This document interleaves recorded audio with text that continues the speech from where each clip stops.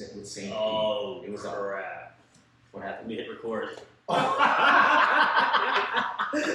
Hey, wait. But those were recording those. Those were recording. All right. DJ Bonoan. How do I describe DJ? Let's give it a shot.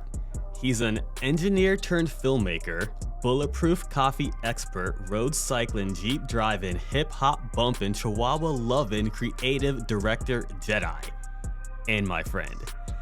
This episode features one of the smartest, coolest dudes on the planet, and I'm excited to share a little bit about our story, how we met, and why DJ is passionate about video marketing and supporting those that are underrepresented. You'll also learn a thing or two about the qualities he possesses that make him an award-winning filmographer. DJ is one of the few people I can always count on to push me to be more innovative, more creative, to ask better questions, and to empower myself and others to create goosebump-inducing content. Enjoy. DJ, let's try this again. For those of you that did not catch the beginning, I forgot to press record on the Rodecaster. So we were just cutting it up, having a conversation, and there was no audio from the high quality source. That's all right. Every proof right there that everybody makes mistakes. Hey, mistakes are the best educators, ladies and gentlemen. Hug them. Embrace them, because that is going to be a data set that you can look back at and say, yo, I'm glad I did that because, I'm a little bit smarter now. Yeah, and I guarantee you, like, that is embedded in my head right now, and that will never happen again. Never happen again. But you know what? Like, I was just so excited to be here chatting with you. We were pouring tequila. Same with me, man. You know what? Sometimes, we overlook those things, and something beautiful comes out of it, and all of a sudden, womp womp. But at the same time, though, I mean, it's like one of those things where, it's still a beautiful connect. It was still a meaningful segment, even though people didn't get a chance to hear it. It happened. So they'll get to see it on the outtake. Yeah, you guys will get to see it on the outtake. But what I was saying, though, is that you are one of the coolest dudes I have ever met my entire life. If you're not number one, you're easily top three. And it's just been an honor and a blessing having you in my life as a friend, getting to collaborate with you and having you push me, because that's one thing that you do so well is push others to be better. I appreciate that, man. And yeah, I'm happy to be on here. I love supporting everything that you do. You're creating an impact that people are noticing, man. And, whatever I can do to help with that, holler at me. I want to be a part of this, because I think that what you have here is going to be truly a legacy building thing that you're doing. Thank you. So let's talk about how we met real quick before we dive into all the awesome things that you are doing. So we have a mutual friend. His name is Josh Austin, also goes by Stone Cold Steve Austin, because he looks like Stone Cold Steve Austin, but probably more buff and ripped. If we're gonna between you and me, I think he could take us on easily. No problem. But yeah, so it was his bachelor party. We were in Toronto a little over 4 years ago, because it was before I started my company. Yeah. And I think I saw you at we were at a bar or something, and I was like, something about this guy, we need to be friends. So you and I started chatting, and you were telling me that you were a film producer, and you were creative, and you were actually in the middle of a project, and you actually couldn't go golfing with us. Yeah. So what project were you working on? So that was a time when I was working with the city of St. Pete. It was the St. Pete Art Alliance, and we filmed a project that was part of it involved the Shine Mural Festival. Okay. The Shine Mural Festival is a week-long event where the city of St. Petersburg commissions a bunch of walls, and they invite international artists, national artists, and local artists to put their art on these major facades. And so there was this tech company, shout out to Pixel Sticks. They leveraged NFC technology. If you don't know what NFC technology is, you'll know what it is when you're paying and you touch your phone or your card onto, whatever payment like Apple point of Pay, sale, Google Pay, all those things. So that technology they leverage, and what it looked like was these placards on the corners of these murals, and you touch your phone to it, and then it would tell a story about the mural, and it was narrated by someone from the Game of Thrones. That's and cool. so what we did was we filmed a brand film that talked about how the technology was transforming St. Petersburg into this unique museum, walkable museum, that not only was it a way for people to consume and enjoy the art, but it was also for local businesses to get data sets and foot traffic to see where people are and what art they're gravitating towards. Yeah. So in a way, it was able to take technology, the community, the socioeconomics of St. Petersburg, and create this little synergy just through this tech. So we were working on a project, and that's why I couldn't go golfing with you guys, because I had some deadlines that I had to meet. But what better place to do some edits than out into the streets of Toronto, right? For real. Yeah. So if people wanted to check out that video that you put together for St. Pete, where can they find it? I can drop a link. If you have a link on your website, I can send that over to you. It is on YouTube, and I think it's on Pixel Sticks' YouTube. This was 4 years out, so I don't know if they've changed it or whatnot, but it was cool because it got, recognition, local recognition, it got them interviews into all these other, platforms. Yeah. So it was really neat to see how a body of work that we had collaborated on proliferated throughout the entire art community in the Tampa Bay area. So Yeah, it well, was pretty neat. please share those links with us. We'll post them, and maybe we could even put up some videos and post. Oh yeah, for share sure, the man. video. Yeah. Yeah, but as you were talking, I was like, man, like that sounds really cool. And I'm working this full-time corporate sales job, but I also have a side hustle called NxtGen Innovators, where I'm just doing more like marketing consulting, IT consulting, professional development, those sorts of things. That was like, what you're talking about, like there's something there. And I remember saying, I was like, dude, I don't know what it is, but we met for a reason. And then fast forward, it must have been within 6 months. It had to have been, because I left my corporate job in January. Okay. The bachelor party must have been before that, and then March, April-ish, the pandemic hit. Yes. And at that point, I was like, "Oh man, I can't charge these school districts for the support that I want to give them, because they're going through rough times, and I want to serve, right?" So I had to pivot. And my business partner at the time, she was actually one of my speakers that I used to place in speaking gigs, and she calls me up and she's like, "Marlon, I've got this crazy idea, and you're the only person I know that is crazy enough to do it with me, that can actually accomplish it." And I was like, "Well, what do you got?" And she was like, "I want a TV show." And we get to talking, and ultimately it turned out to be First Taste TV. And that concept was, as you know, like Home Shopping Network or QVC meets Food Network, but then geared towards child nutrition. So as we're looking for people to help produce, I was like, I know a guy. Like this is the reason why we met in Toronto. Yeah. And I tell you what, man, you were an absolute beast out there, and you came through clutch, like you always do. Helped us out, because we had some of our sponsors, some of our partners or clients that were unable to travel because of COVID restrictions. Right. But they still wanted to participate. Right. So you actually went to them one time, one customer, which was Tyson. You actually went out there and you filmed the entire production by yourself. People, he filmed this whole thing by himself, and we had a remote piece to it, to where we were actually talking. We were in Chicago. They're in, was it Missouri? Not Missouri. Arkansas. Arkansas. And nailed it. And then we had another one. You went to Nardone's Pizza with us. And I actually got a chance to be there. So it wasn't a virtual shot, but we were all there together. And man, like, you did great work. Thank you, man. Really great work. Yeah, it's when you say that, things do happen for a reason.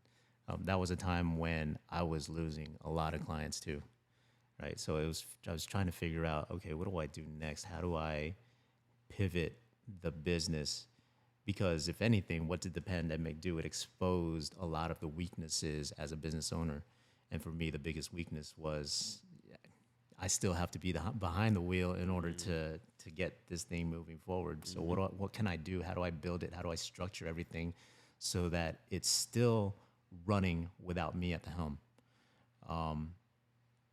Still working on that, but like going back to 2020, that was the biggest blessing in disguise that my company had received, because like if it wasn't for what you guys had down the pipeline, then I don't know what else I would have been doing, right? Yeah. I mean, I probably maybe have gotten my resume polished up and went back to corporate, unfortunately.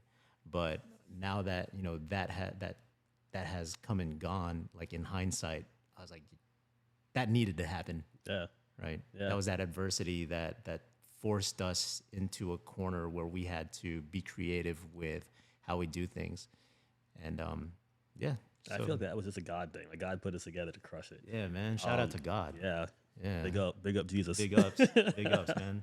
But then that was just the beginning for us. So after that, we did From the Show Floor, partnered with award-winning Jennifer Martin of New York SNA. Shout out to the whole squad up over there. I love you guys. Yeah, man. And for that, we did From the Show Floor. And with First Taste TV, we did, I think it was 15 episodes over 3 days.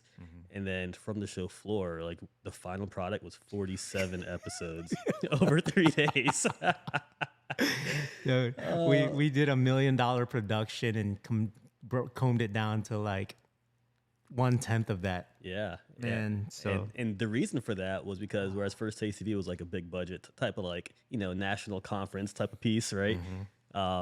From the Show Floor, like I was like, oh my gosh, there are all these other people that want to get involved that just don't have the budget for it. So how can we film in bulk? Well, once again, I needed good collaborators. I needed you and Jen Martin. And Jen brought together 11 different state associations. You came in with your team. And unlike From the Show Floor, we didn't film in the studio. We pretty much set up shop in a conference center that was supposed to be used for the actual food show, but couldn't because of COVID. You set up your cameras. The clients came in, dropped in their booth. We filmed for like 5-10 minutes. They moved on. Next person came in, dropped in their booth. It was a good time. Yeah. But it was rough because by that third day, we had those mimosas out. We had the masseuse come in, and it was. Mind you, I also was walking in there with a broken collarbone. Hey, you had the broken collarbone. I forgot about that. Gosh, this guy has no quit. No quit. All right. Yeah, because so I'm a road cyclist, and COVID, of course, everything was all locked down, but the trails were wide open. So, I rekindled that fire, put more mileage on the bike. And a week prior to that New York production up in Syracuse, right? Syracuse, Yeah. I call up Marlon. I'm like, yo. I'm like, oh no. I broke my collarbone, man. I need surgery. But I'll be able to make it up there. And it was funny because you were like, dude, don't worry about it. You can just do this remote. Just FaceTime us while you're. I'm like, no, I got to get up there. Yeah. So I brought on. Yeah, I brought on one of my guys, and he toughed it out. Adrian O'Farrell, shout out to you, man. You were the hands of this whole entire production. Without him, I wouldn't have gotten up there. But. And then even like with that, like you were even training someone in my team, like man, because he was helping out at cameras. Yeah. That was, I think, his first time running a camera. We're doing this massive production, and you're directing and you're coaching and doing all these things at the same time, like serious multitasking with the broken collarbone. But it's one of those things where when you truly believe in something, you do the things that you need to do to get it done. Yeah. Ends justifies the means, according to Machiavelli, and that's a mantra I like to live by, because if you're not moving, it's easy to talk. Yeah. But you guys certainly walk it, and then I vibrate with that. And when I see people hustle like the way that you do, it's contagious, man. It is. And I love that. So it's through thick and thin, baby, I'll be there. Yeah, it's contagious and it's energetic. Like it's amazing. And like I like to think about, like, if you didn't have that hustle and the drive and you weren't gritty and tenacious to get through a broken collarbone, you might not have one of these beautiful awards sitting right in front of you, because your excellence in that production led you to another partnership with New York SNA, and you guys won a Telly Award. Yeah, man, that one was wild. That was unexpected. I applied for the particular award, and you've got 40,000 other production companies that are submitting these same award or submitting themselves to these, right? And to be selected was, I'm not a good person. Like, it's tough for me to accept, recognition and awards. I'm always the guy that likes to be behind the scenes. But I've been learning to be grateful for those because it validated that what we are doing is truly something that people actually resonate with. Yeah. So I'm truly grateful for the Telly Awards organization for recognizing us, and it boosts confidence. It boosts confidence. It boosts clout. But at the same time, if you ever follow my social media, I'm kind of out there. I have a different persona when I'm out there, but at the core of it, it's genuinely trying to help people out. Yeah. And that's the core of what Haji Studios is. It's trying to to help facilitate people to get to that better place. Yeah. So, thank you for the recognition.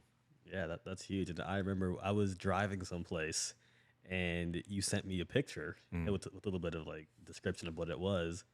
And the amount of joy that I received, like I think I was talking to Jen Martin about it. I was like, I feel like I almost won the award with you guys. Like, I didn't do any of the work. Like you did, man, because you made that connection, bro. No, but like I was just so excited for you guys being recognized for the amazing job that you did, and just thinking like, this is like, these are my family. Like, this is my team. My team is out there crushing it. Yeah. And I was legit excited. It was awesome. The way I see it is like, we build these networks, and they're very close knit, and it's like when somebody wins, it's a win for all of us. Yeah, absolutely. Right. Yeah. Because there's whether or not we're talking business, right? There's still that relationship that we have beyond that, and I feel like that interconnectivity, it becomes it's almost like a family, right? Yeah. A family, a very familial network that you want people to succeed, because you have a hand in it, and then at the same token, they have a hand in what you're doing. Exactly. And it becomes this beautiful synergy of entrepreneurs, leaders, doers, and that's how we all grow as a community. Like, a lot of my network, dude, I honestly have more friends and network connections outside of the film space.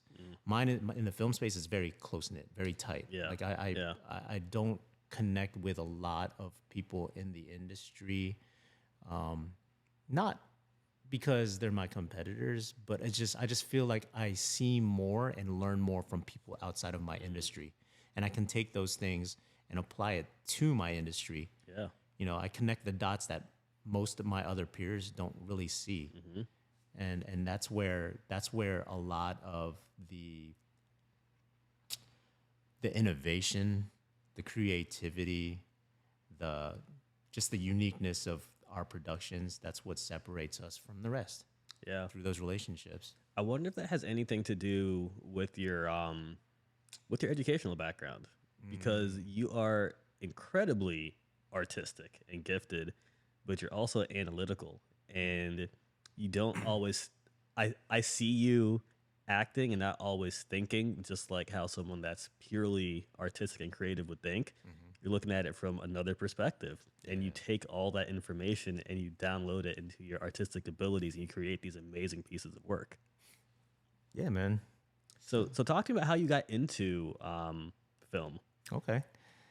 So film actually started when I was a wee little tyke. But as I grew up, so let's start off from the beginning. Yeah. Right. So I was born in the Philippines, moved here when I was 3 years old. My father is a priest, Episcopal priest. That's why they had me. They can marry. And my mom is she's a nurse, and together through the years they became business owners. We own an assisted living facility as a family. Well, growing up as a child, I was always creative. I went through elementary school in the gifted program, and I did a lot of extracurricular activities: piano, soccer, flag football, tennis, Boy Scouts, taekwondo. Like I was You were involved athletic. in a Did everything. lot of things, Yeah. man. Mind you, when I moved from the Philippines to here, we were in Lutz, which was the most whitest community a Filipino could ever live. I didn't even I know. grew up in Lutz too. Hey man, I didn't even know I was Filipino until I got into college. you Yeah. know? So growing up, it was cool because I got to participate in the arts. But then I get into high school, I get into the IB program, and it's purely academic. Where'd you go to high school? King Okay. All right. King High School. At the time, I would have gone to Land O'Lakes High School, but they didn't have the IB program until the year after. Okay. So I I was went to already Land O'Lakes. Yeah. okay. Yeah. So I was already threaded in King High School through their whole academic program. I played soccer when I was over there. Major identity crises growing up all the way through. Got bullied. So I went through the ringer. However, high school was really unique in that my academic curriculum prepared me for college. I ended up getting a scholarship, went to UCF, had the conversation with parents. They're like, you want to be a priest? Nope. You want to be a doctor or a nurse? Nope. So by default, because I was good in math and sciences, engineering was the track. So I started out as an engineer, finished off as an engineer, graduated with a Bachelor of Science Electrical Engineering, and then shortly thereafter, I started working corporate for different engineering firms. Ended up in IBM, ended up in American Express, and through those years, that was a 15-year span. I grew into IT, became a Linux engineer, became a senior, and then started managing teams. So going back to the analytical component of it, I always knew how to troubleshoot. I always knew how to analyze things and see things in an objective manner without adding emotion to it. Matter of fact, like especially when I was at American Express, I mean, we were the top engineers, right? We were managing Fortune 100 servers that are like billion-dollar technologies, Yeah. and I'm here on on-call rotation, trying to fight firefights, and just the level of communication that you have to have. You got to be able to communicate from the lowest rung of the ladder all the way up to the C-suite executives. And I was forced into that role. I was never really a people person. I always kept to myself. However, when it came to like problems and it came to dealing with situations that were high stakes, I always was even keeled. So one of the guys is like, yo, how are you so zen? Like, I told him straight up, be like water, my friend. Bruce Lee. Bruce Lee. Yeah, exactly. So I was always like the more calm demeanor, yet all these people are just like freaking wilding out. And of course, because we have such a good team, we're able to manage all of these things, and all these firefights were a collective effort. But I'd like to say that, just by staying calm through chaos is something I carried over into film. So on the tail end of my career, it was the perfect storm. I was already getting disgruntled with the bureaucracy of corporate America. I felt that I wasn't getting what I was valued at. I wasn't getting worth what I was valued. Our department was in the process of getting sold to a new company, and I was opportuned to roll over to the company. However, when I began interviewing with them and started negotiating, we just didn't see eye to eye. I didn't like what I was being offered, and at the same token, I was already done with engineering. Matter of fact, during that period of time, leading up to, eventually I got laid off, but leading up to that point, rekindled my time with the camera. The camera has always been a part of me from day one. My dad always had those big, thick VHS cameras, and Oh, he didn't have one of those? Nah. What is this thing? Oh, the cinema camera. Yeah, they didn't have those back then. Yeah, they were a little bit more bulkier than that. But That is a red Komodo, ladies and gentlemen. That is the real deal. Netflix quality. it fits the Netflix requirements. Yeah. Hashtag Haji Studios.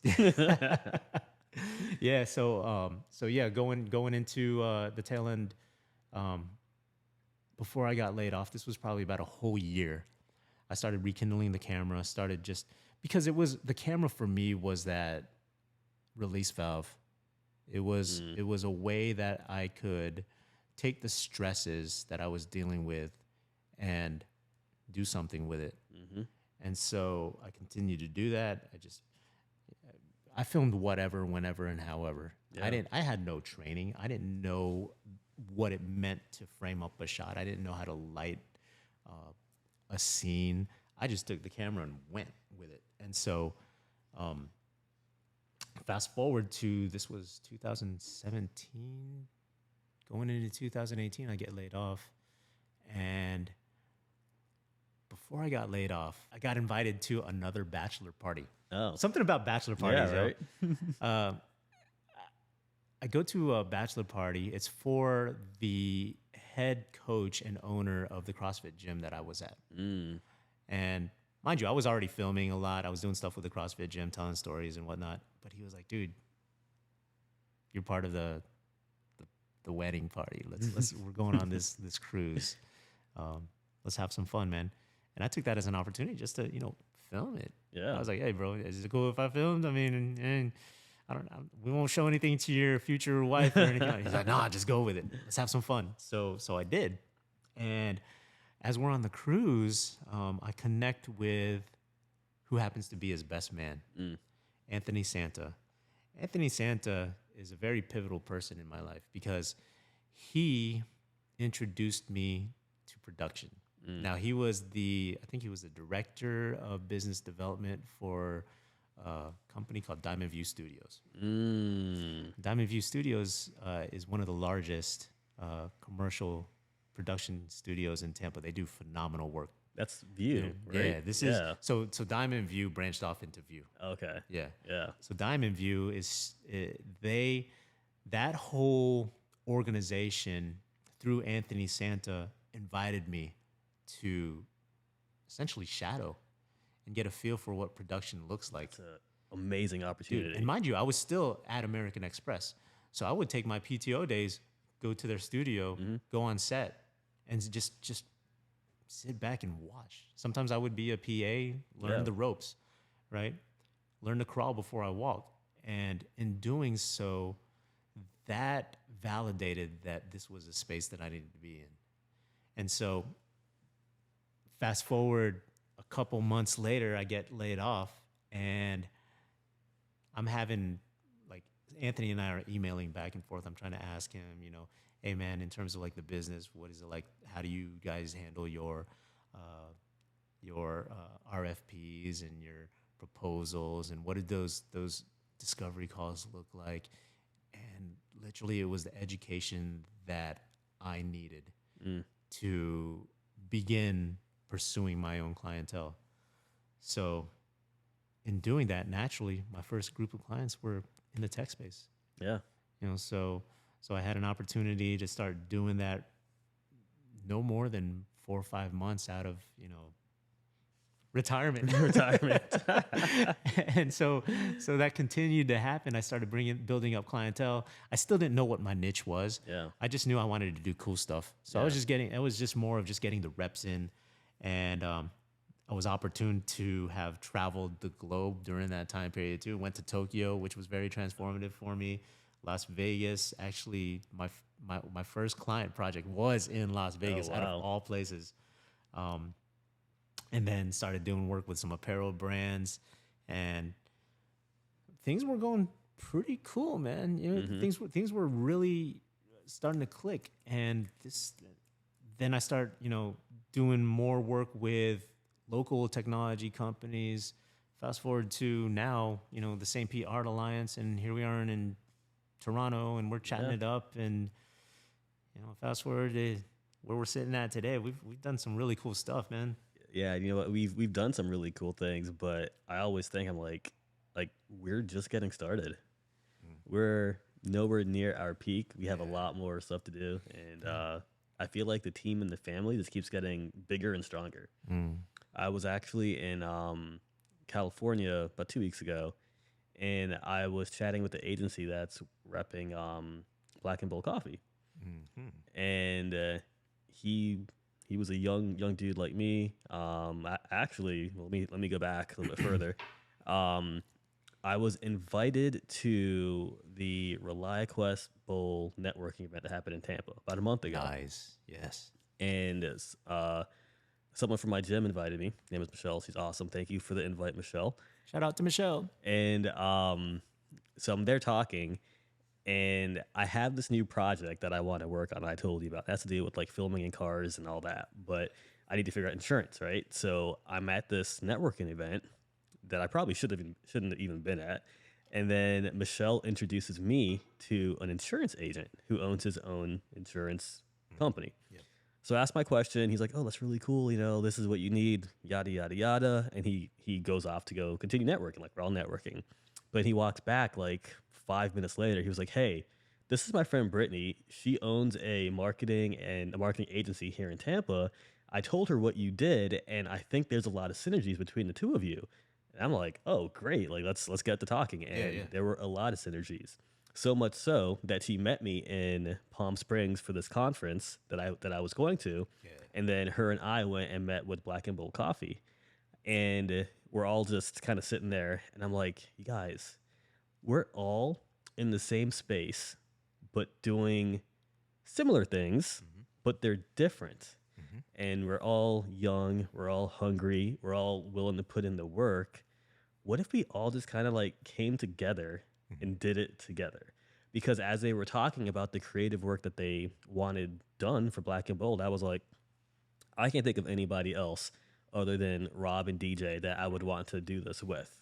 Like, there's nobody else that fits this energy, this vibe that I have in my network, and they do great work already. I trust them. And I'm like, what if we're all just united? And then I got to my whole Nick Fury thinking. I was like, I'm going to assemble the Avengers because I'm not the one with the superpowers. Like, I just know the people with the superpowers, and I love bringing everybody together because I love collaborating. Yeah. Dude, that's so dope. Like, to see how you and that's what I admire the most about what you do, right? You are connecting dots that not a lot of people see, especially in your space, and you're able to bring together not only just people but the right people. Yeah. You know, and I appreciate your patience too, right? Because it's like sometimes we have conversations where we may not work together on a particular project, but your vision is clear enough to know when those times and opportunities come together. Yeah.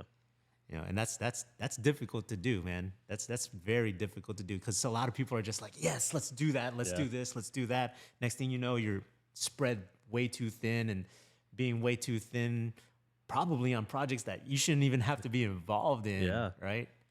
Yeah. I've been an entrepreneur, I guess I could say officially, for about 4.5 years. I've always had a side gig. It's always been in my blood, but I've been doing it for real for about 4.5 years. And that's a lesson that I had to learn the hard way. Excuse me. So when I was just getting started and I'm trying to survive, I would just take jobs to take them because, I got a family to feed, right? And I got into situations where I would take a job and, most entrepreneurs, like, you figure it out as you go until you know how to do it. Right. But some things is like, man, like, I probably shouldn't have done this job or taken it. I probably shouldn't have included this person in this project. I'm spread out too thin. I can't provide the level of quality that I want to provide. And I had to learn the hard way. Like, there were some relationships that I had that suffered a bit because of it, just because of my inexperience being a business owner and an entrepreneur, and my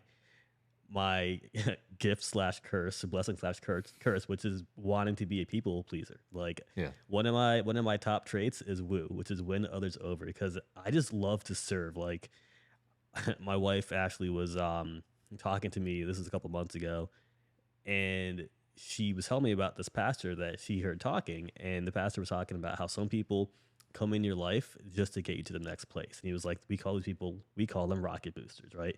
Like, they're there, they get you into outer space, and they may fall off, and you continue to go. And when Ashley was telling me about this, she was saying it as if I was like the shuttle. But I'm like, babe, no, I'm not the shuttle trying to get to space. I'm the rocket booster trying to get other people to outer space. And that's what I love doing is watching other people win.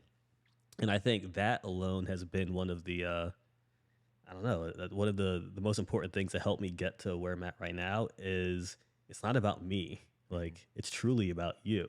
And I'm going to be there to rock with you. But the minute like you outgrow me or whatever, like it's fine. Like I've done my piece. You go be successful and let's continue building the network, you know, like pay it forward. Man, there needs to be more people like you in our industry because it's very cutthroat, especially when it comes to competition, the ego factor, right? Yes. And I've learned to separate my ego, albeit, you know, through a lot of failures, through a lot of just BS and a lot of things that I wasn't proud of doing, right? But like the ego is the most dangerous thing when it comes to business ownership, as well as when you're managing projects that are of extremely high stakes. Yeah.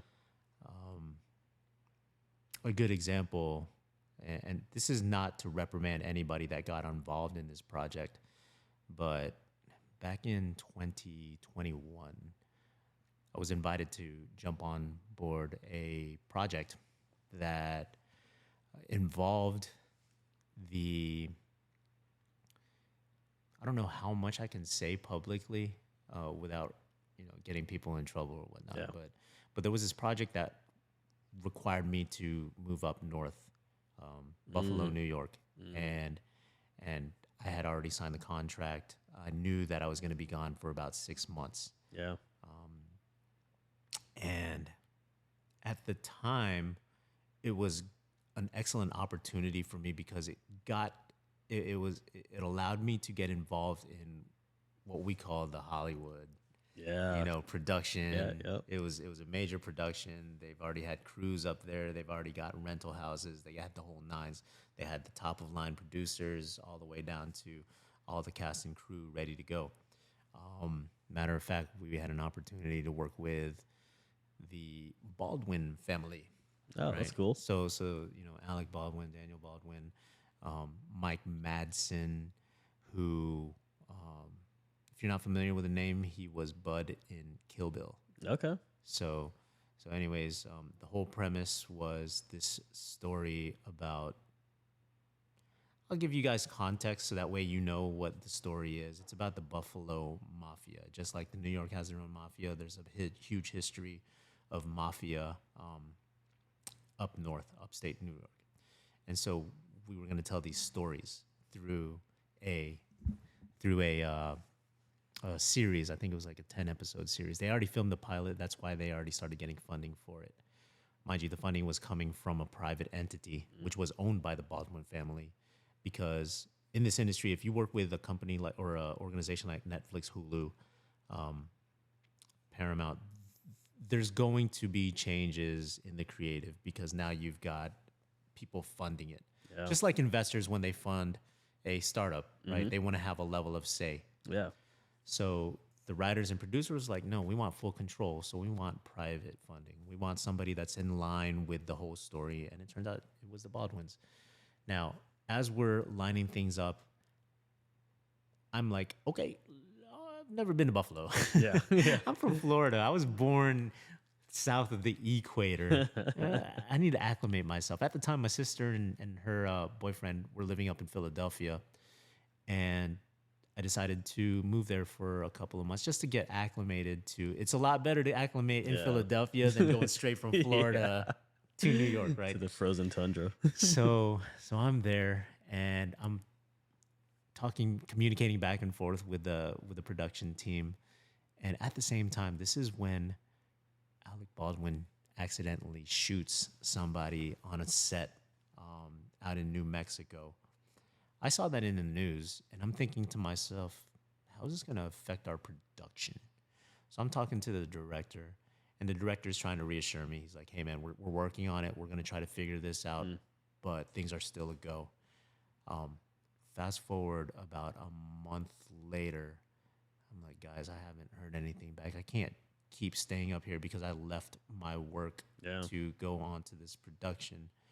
Well, as crunch time came down, I needed to make money. I needed to, income wasn't going to come on its own. I needed to do something. So at this point, I gave him the ultimatum, guys, I can't proceed. I have to, for my own well-being, get back to Tampa. So I ended up doing that. I ended up leaving the production via Los Angeles. At the same time, in Los Angeles, there was another production. Sorry, I forgot this little tidbit, but that summer I was part of a production that involved, it was my first Hollywood set experience, an exclusively Asian American cast and crew. And it was a story about Asian kid growing up in high school, something I could relate to. So I was a part of that production.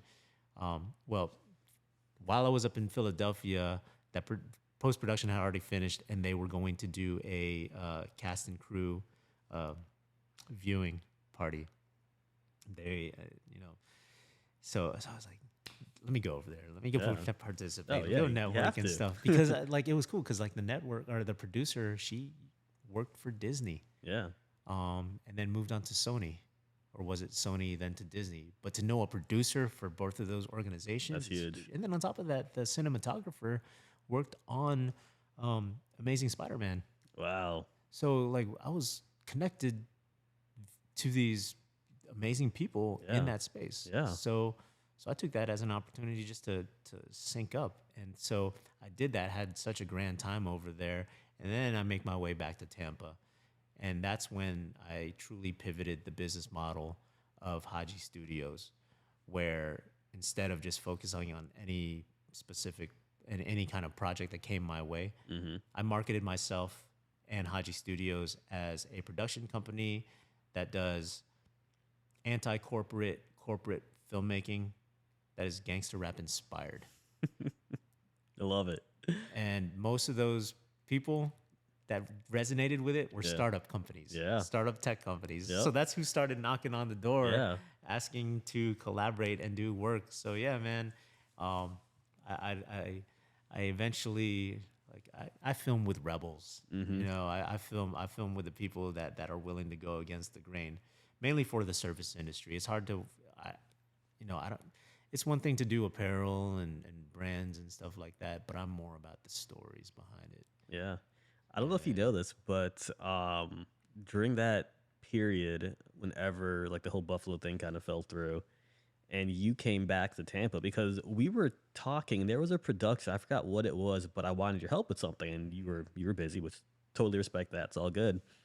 But then while you were gone, I was having conversations with one of my larger clients. And we also have a publication, so we sell ads and all that. And I was talking to their director of marketing, and he was saying that he was unable to purchase any ads because they didn't have any product because of the pandemic.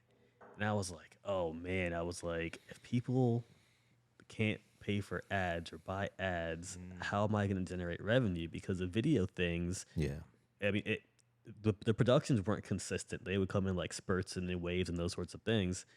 And I was talking to him. I was like, I'm a Kevin Hart fan, and Kevin Hart has a talk show, right? Yeah. And I've always wanted a talk show, but I never had the ability to or the time to pull it off because we were too busy at that point. But this was like my opportunity. So him and I are talking, and I was like, have you ever thought about thought leadership? He was like, well, what do you mean? So on the fly, I pitched him this idea for a talk show all about thought leadership, not about products like we used to do, but setting up his team and his company and brand as project, oh my gosh, tequila, subject matter experts, SMEs, right?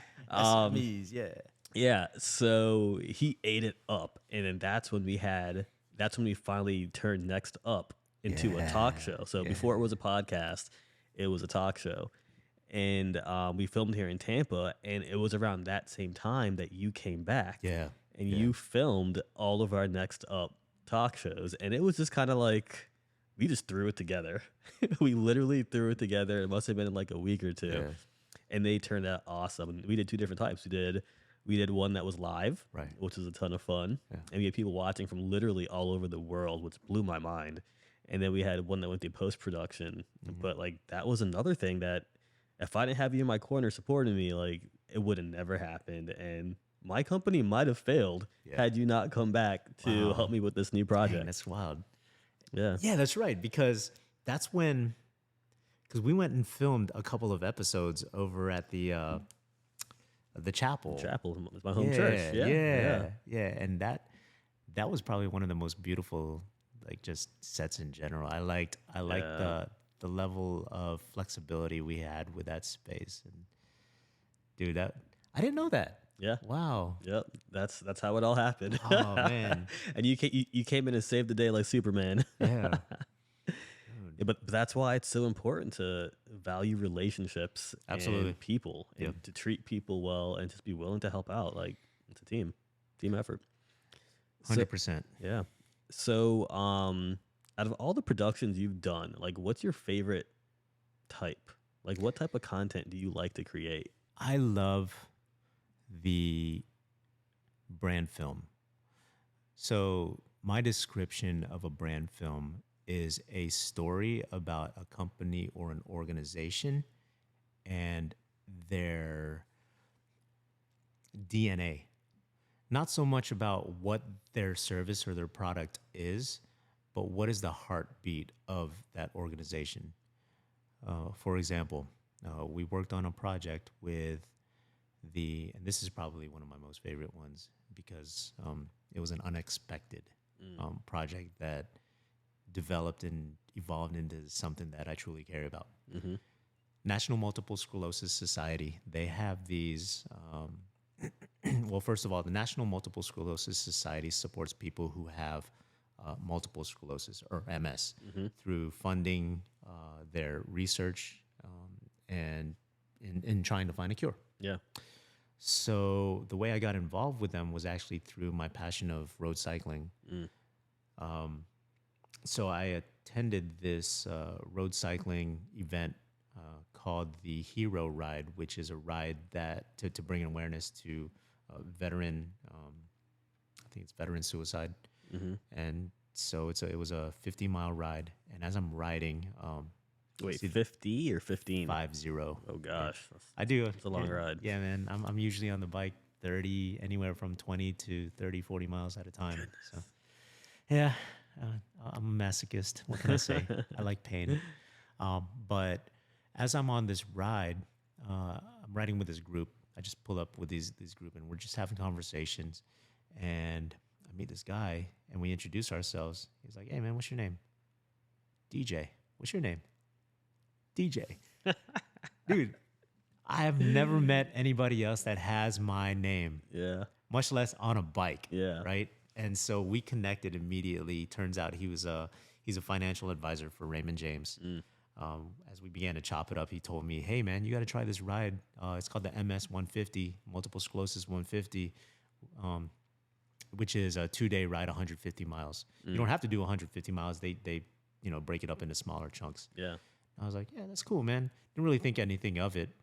But then after that ride, my gears started going. I was like, "Dude, I would love to learn a little bit more about this. I love biking. I wonder what this is the entrepreneur in me. I'm like, let me take a look at their website. Let me take a look at their content and stuff." And they didn't really have much, but yet they raise a lot of money.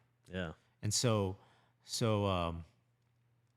I got to rewind because I don't know if DJ actually reached out to me or if I reached out to him. I think I proposed the idea of, "Hey, man, I would love to, maybe film you guys," because Raymond James has their own cycling team specific for this ride. And so I was like, "You know what? I want to get involved with Raymond James. How do I get involved with them? Let me see if I can do something with them through this event." So anyways, he later on that fall, this was last year, so this was probably maybe October, November last year, he hits me up, "Hey, DJ, we've got a cycling team, Raymond James team, wanted to see if you wanted to get involved." I was like, "Say no more, man. I want to get involved. Let me know what I can do to help. Matter of fact, I want to tell your stories, guys, because each of these teams, a lot of these teams, they're basically fundraising teams. Yeah. Right. People support them through all these different fundraisers, and I was like, maybe I can help them raise funds through a really cool video talking about their efforts towards this particular cause. And in doing that, DJ was good friends with the director of marketing for Bike MS in the Florida chapter. He connected me with him. I pitched the idea of, yo, man, I think we need to tell the stories of these heroes that are fighting multiple sclerosis, that are riding in these rides. Yeah. Let's make it happen, man. Because all I want to do is tell a really good story. Because now that I'm understanding what this whole thing is, I want Haji Studios to be involved in giving back. Yeah. It's something that I've always wanted to do to Yeah. begin with, right? Was Yeah. to give back. And I felt that this was that opportunity. Mm-hmm. And the more we began to discuss, the more we began to figure out, what kind of story can we tell? And so he ends up introducing me to two people, Bradley Rump and Susan Weiss. They're both leaders in this. They both have MS, and they're both doing huge things in the community, right? So they were like, I think these are the two people that you need to have in front of the camera. I was like, dope. So I started gathering the crowd. I gathered my peoples, and I was like, hey guys, I want to do this for them. It's not, there's no budget behind it. I just want to be able to do it. Mm-hmm. Would you guys be interested in doing it?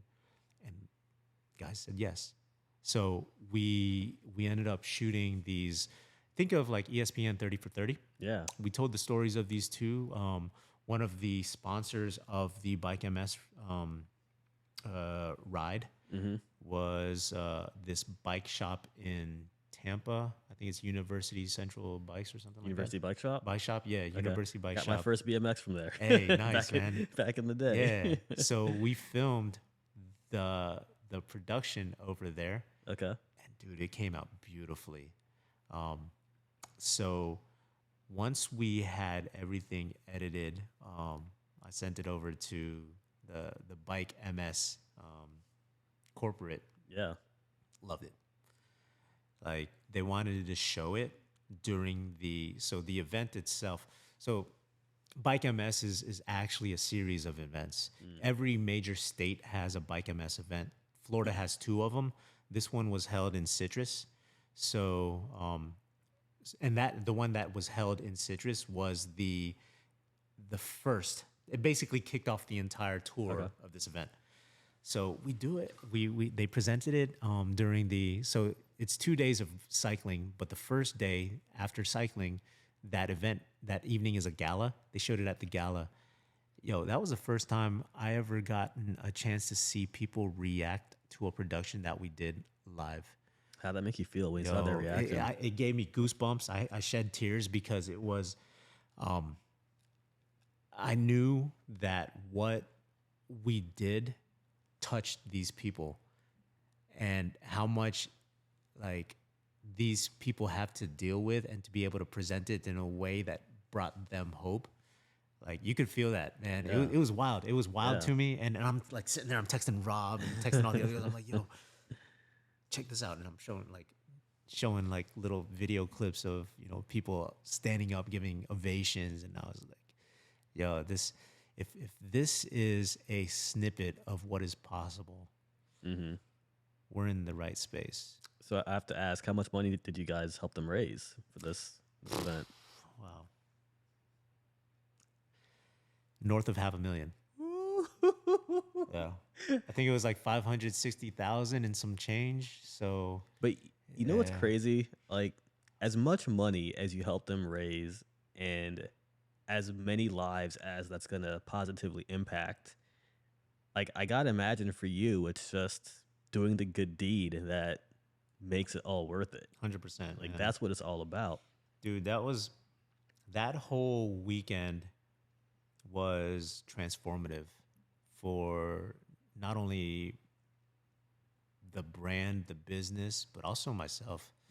Because it truly showed that when you give, you receive tenfold. Yep. And it's so cool, man, because like, yo, I was a minority sponsor, but my minority sponsorship was alongside the names of Raymond James, Morgan and Morgan, Advent Health, Yeah. like all of these big players. And you see Haji Studios, and it got people questioning, like, Yeah, who's this Haji man, Studios I was guy? like, you know what? And I took, I owned, yo, we got the step and repeat. I made sure that my logo was everywhere. I had all these buttons that I made. People Yeah. were actually wearing the buttons on their jerseys, bro. Yeah. And then and then at the end, and I'll put the link to these videos. At the end of the race, like there's that big arch. Yeah. There's a big Haji Cares right at the I end. love it. I Dude, love it was it. so sick, man. I was like, yo, that was so dope. I want to do that. I want to do more of that because that was fulfilling for me. And like when something becomes fulfilling for you and you get joy in that, it's so intoxicating that you want to continue to do that. Yeah. And that's the conversation that I have with a lot of. I don't officially mentor people coming up into the space, but they hit me up a lot and all these questions, and I tell them, "Hey guys, it's all about giving. It's all about putting yourself in front of people and offering yourself to them in service. Yeah. You may not get paid right from the beginning, but know that if you continue that route, it's going to come back to you in time." It's not about the money. It's about the help, the serving, the helping, Exactly, man. That's pouring into others. bro. That's what I mean. That's what you're doing. You Yeah. know, that's what you're doing in your space, and you see that like people gravitate towards that, and it's like they want to continue as much as you serve these people. In turn, they want to give back to you because Yeah. they want to see, they know what you're capable of. It's like, yo, let's feed this guy because It's a healthy cycle. Yeah. Yeah. Because he's doing so much good and spreading so much good just through his actions and the relationships that he's building. Yeah. And I have to throw it out there since we're talking about giving back and serving and productions and all that. You and I have been chatting for a bit about doing a documentary. Ooh. And I think we're getting close, man. I Hey, think we're getting dude. close. We plan to travel the world together and do a documentary on food and culture and the impact of culture on food. But the whole idea is for us to leave every community that we visit better than how we found it by fighting food insecurities. Right. Wow. So whether that insecurity is the people that don't have medicine, we'll want to give them medicine. If they don't have homes, let's build them homes. Yeah. If they have the infrastructure for it but don't have access to like fresh produce, let's leave them hydroponic towers or build some farms or do something. And when thinking about your creativity and what I've seen you do I think you went to Puerto Rico and did something, right? A documentary. I did Dominican The Republic. Dominican Republic, Yeah, excuse me. Yeah. I was like, man, like this is a project that has DJ written all over it, and this is something that we got to film together. And we're getting closer and closer and closer to pulling it off. I mean, obviously, Yeah. a production like an international production costs money. Sure. And we're going to be running it through a nonprofit, as a nonprofit, and the whole goal is to better the world. Heck yeah, man. Yeah. Let me know because I gotta renew my passport. Oh, soon. okay, renew it. It expires in April, so Go ahead and renew that right now. Oh man! So before we wrap up, talk to me about this this speaking gig that you have next week. yeah. So I am going to be lecturing in front of the advertising and PR, the College of Advertising and PR over at the University of Tampa. One of my buddies is a professor over there, and the class that he's teaching, he had invited me to speak in front of their students. Essentially, this class is like, I liken it to like a senior design project in engineering where you have a collaborative, it basically people group up together as if they're working on a client deliverable, and they have to go through the process of discovery and then proposal and then execution. And what does that whole flow look like? Well, he wanted to have me talk about the discovery and proposal process, understanding the big idea, So the premise of this conversation with the students is going to touch on how to take a request from a client, objectively dissect it, and come up with a creative idea in the form of a proposal that includes what the main storyline is, what the deliverables look like, and what the timeline looks like. And so, yeah, it's gonna be pretty fun. It's gonna be neat because I've done speaking engagements before. I spoke with it was a summer magnet school program over at Sly Middle School. Okay. And it was something in the line of that, a little bit more high level. Mm-hmm. But this one's going to be more intriguing because we're talking about students that are now educated in that space. Yeah. So it's like, I don't know how much technicality I need to get involved in it. But in talking with the professor, he's like, dude, these are Gen Zers. Their attention span isn't very, it's a very, very short attention span. So I have to figure out a way to make it exciting for them. So if I can get permission, I'm going to have cameras over there, get cameras involved. I probably keep the slides to a very minimum, but I'll be dishing out questions and getting as much make it engagement from these kids. It has to be a conversation. Yeah. Because I think the only way that I relate to a Gen Zer is my short attention span. Like I can't watch a PowerPoint presentation. It puts me right to sleep. Like I can't do it. Yeah, no, I feel you. Maybe I gotta learn like the vernacular, like no cap, on God. What other words do they use? I don't know what they're saying these days. My son came home talking about selling it, and I was like, oh, like you sell a product, and he's like, no, like when you sell it, Dad. I'm like, what does sell it mean? And I think if I remember correctly, it's like if we're playing basketball or something, and you dunk on me, you sold it. Like that's what selling it means. No cap. Yeah, no cap, right? But I do have to say that I can't think of a better person than you to do this presentation, because where were we? We were driving back from another production you saved me from. It was a thing that we filmed for Tyson at one of the local schools. Yeah. And you were in the middle of proposing your work to New York School Nutrition Association. Ah, yes. And when you showed me what you put together after hearing their request and how you broke it down and you had your deliverables and the schedule and all the creative concepts and ideas, I was like, holy cow, like this guy's no joke. Like that was like top notch. I was super impressed. Appreciate that, man. And that's the thing, right? It's like nobody teaches these people how to do that, especially in business. Yeah. Like teaching how to communicate your idea in the form of a proposal. Before, in the past, it used to be like this long document that when you start reading the first line, you're like, yep. Oh, wait, we can't afford that. Sorry, buddy. Mm-hmm. You know what? But then, you know what? I'm a guy that likes to put creative effort into something.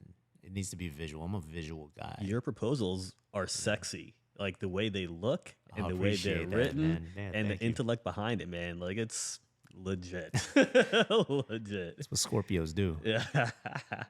So, like we mentioned earlier, you won a Telly Award for this. So I'd kind of like for you to talk about that project because I feel like it shows your versatility.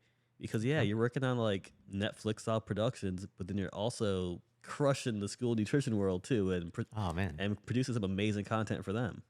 Which one? The Bike and Mess one or the New York one? Let's talk about the New York one because I'm sure Jen's gonna listen to this. She's gonna want to hear you talk about her the award she won.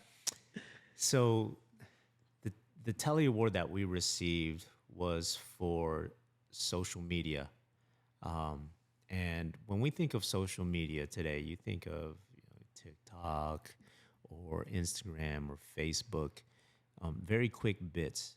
Well, yes, those are important, but I think where we separated ourselves from the rest of the pack was being able to tie in these smaller bits into this larger overarching story.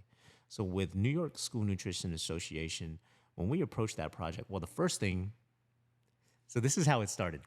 Jen hits me up, hey, we got this conference coming up. Can you do a highlight video of this conference? That's how it started. Mm-hmm. I'm like, well, Jen, I'm gonna ask you something. What is it about this conference video that you wanted to accomplish? Well, I want to get more members. You know, we're in a transition space. We got new leadership coming in. Like, so it's new members that you want to get. I don't think this single video is going to accomplish that. Let's have a conversation, because I think there needs to be a roadmap that is going to be a lot more involved. That's going to require a lot more than just a single video.